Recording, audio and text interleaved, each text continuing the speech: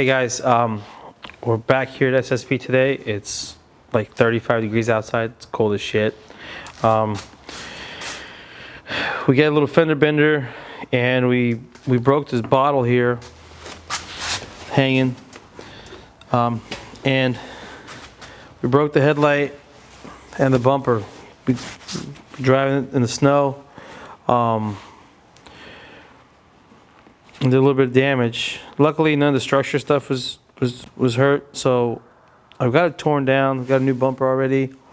I'm gonna show you guys how to replace this overflow bottle before we go ahead and put the rest of the car back together. So first things first, you gotta buy a new one or a used one.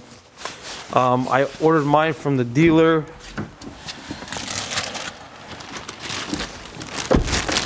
We didn't have one in stock. This is the same for 2014 to 18.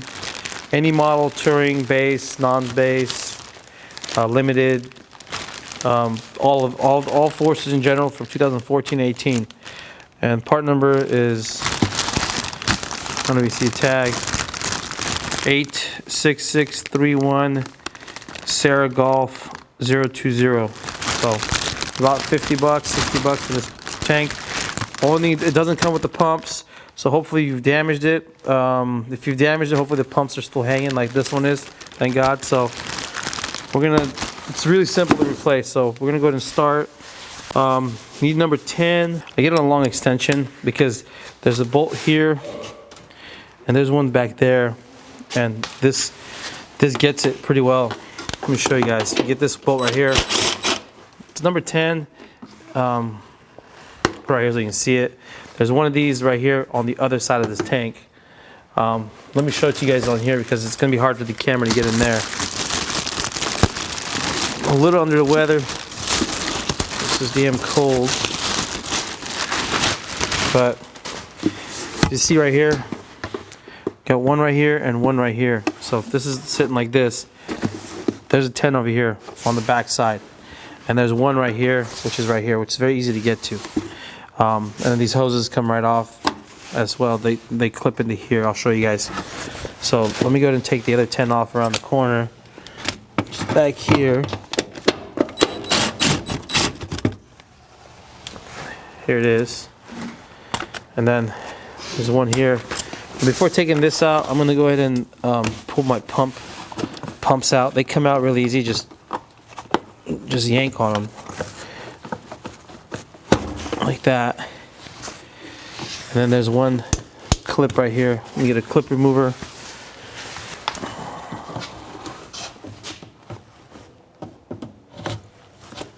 Let's see, come on.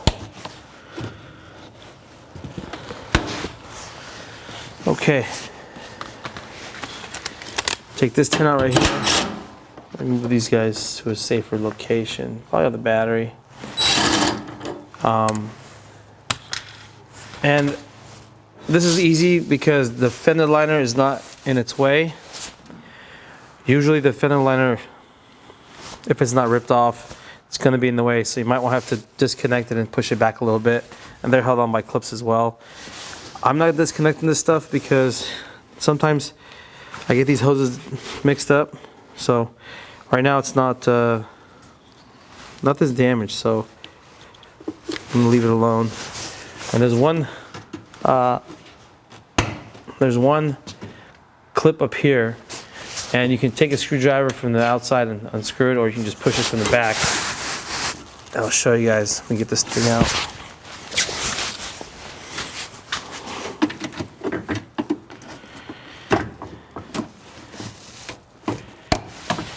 It's a little clip like this. It's a one twist to the left, and it comes out. So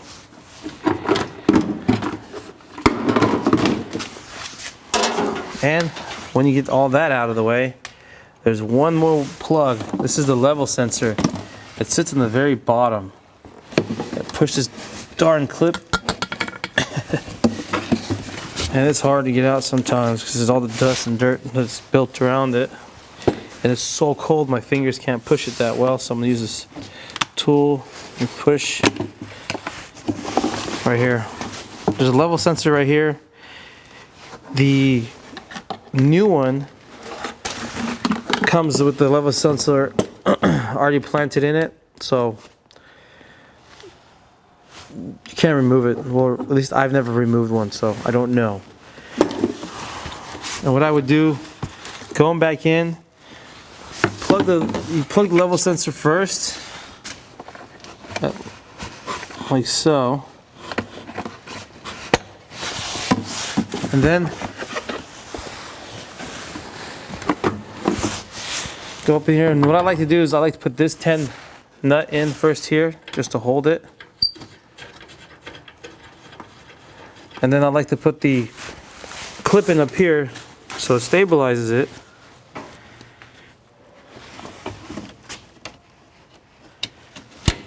Okay, so I got that clip in. I got this 10 right here. So the only thing left to secure the bottle is these two 10s. And I like to put the one in the back first because it's a little easier to get to it. But this is here. I'll put this one on first. I don't tighten it all the way though, because you might need a little bit of play to put this back one in. So let's see.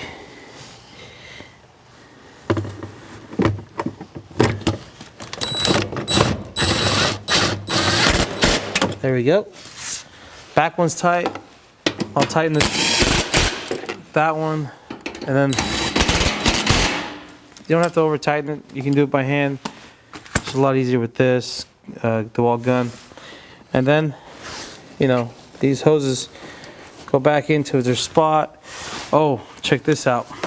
You're gonna have these guys right here. These little rubber grommet seals on both of these pumps.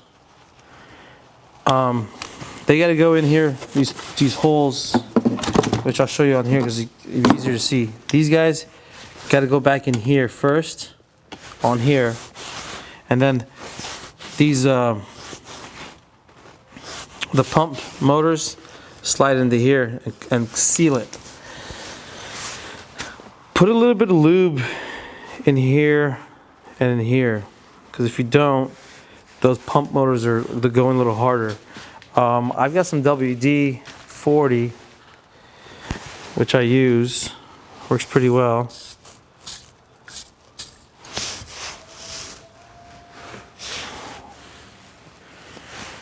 You don't have to drain them, drench them in WD, just enough to where those pump motors are going pretty simple and easy.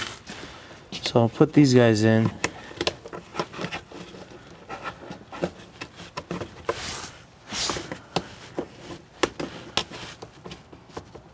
Okay, now the pump that has the neck sticking upwards goes in the front, or in the back towards the wheel. And see how simple it just slides in. Try it without that, and you'll without the WD-40. It's a pain in the ass to go in. And then this neck that's facing this way, horizontal, this goes in like that. And then these two hoses, there's another two like these right here.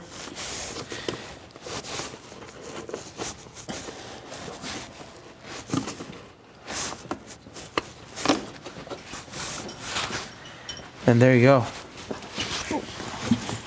Don't forget the little cap, little guy. That's worthless to the point.